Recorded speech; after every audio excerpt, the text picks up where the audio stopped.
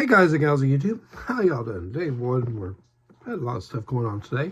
One of the things, I picked up a bunch of packages, had little bits and pieces here and there, and they're still scattered about because we've been pulling sets from some of the vintage lots and some of the bulk lots. Some of those sets just are not worth it. Some I have no interest in, parts are just impossible to find. In fact, we have one right now that the parts are basically, some of the pieces, some of the key parts are very fun. What we have here tonight goes back to the year 1989. I was still in high school. It's a Lego 6895, the Spy-Trak I. It's a Space Police set. It supposedly was advertised as having 143 pieces. But according to correctly, it's 148 pieces. I don't know why the discrepancy. Here's a build. It's Space Police. It's 1989. I think the colors work. The blue, the black, and the red. It doesn't really match the look of the minifigure, but it still works, I think. I really like the dark red, or this trans red, rather. I don't like, of course, the fact it's open here, but it's a good, strong hinge point. I mean, let's face it, nowadays, even if this was your set back then, you could just throw some bricks here or find something, I don't know, to close this up just so his lower half is protected there. It seems to be a pretty generic set as far as I was concerned. I did like the fact that there was no stickers here. It was just printed. The cell on the back was interesting. I like the bars. It was kind of different. I like the big tires. But what I was curious about was why the suspension, why the chassis was so complicated. Got the two blue hinge points, got two black hinge points, and these are sliding and they're open. And plus there's a rod that goes all the way through that ties it together. Well, I soon realized this tips. And so I thought, okay, it turns the front wheels. I said, no, it actually turns all the wheels.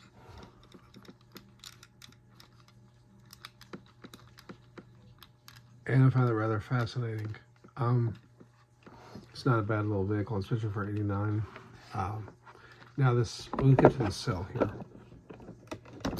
The cell locks in on a rack, so basically this truck could be used as a utility vehicle now at this point. Cells can be removed, you could build a cell.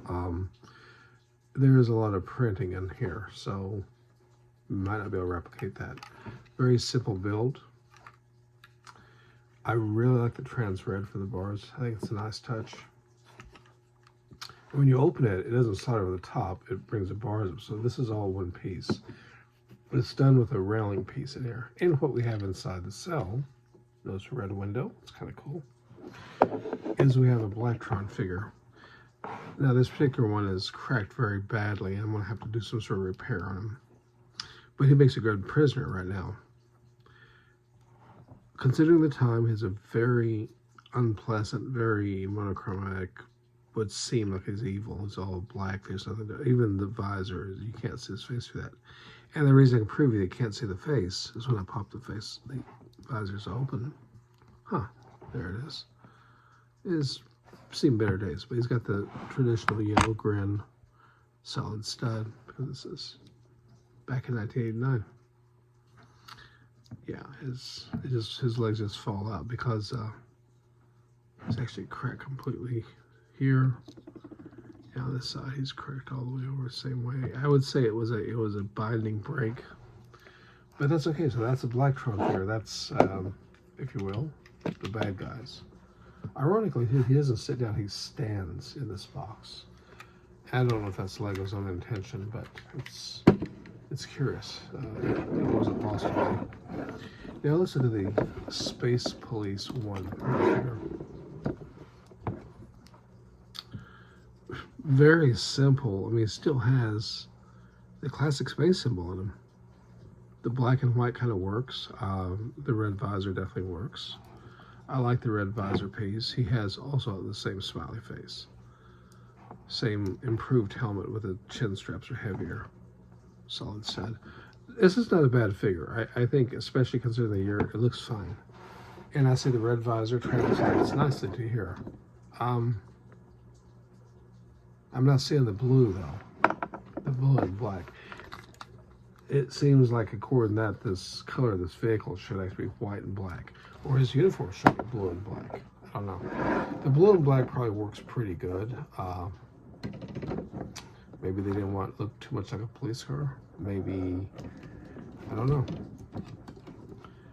You tell me. But generally these figures match the vehicles pretty good, and this one does not. But I'm not complaining. I'm just drawing parallels, and sometimes that's the real value of Lego sets, of all the different things from the past, vintage things. You can always hear people say, well, I remember this, or I'm pretty sure it was that way. They could be misremembering something. But this set, I don't care what your memory of this set was in '89, you can still have this set. You can still build a set from pieces. You can still find the instructions online or otherwise, or actual instructions. Because let's face it, sometimes the listings are actually wrong. I had to work on a set today where the listing was wrong. But you can literally go back in time. This is a time traveler. This will take you back to the year 1989. What all has it seen in those years? I suspect it's been sitting in a bulk lot for part of those years, but maybe not. The wheels seem to be in really good shape. I would say the only battles this one fought was probably the carpet battles, but it's a survivor. Still got her parts. She's back together again. And there's that weird rod that goes through the units. It's a very unique vehicle, I'll be honest. I find it fascinating. Anyways, appreciate the views out there, the great comments, the great support, and sharing this blast from the past. And we're continuing with our trans journey, our trans color journey.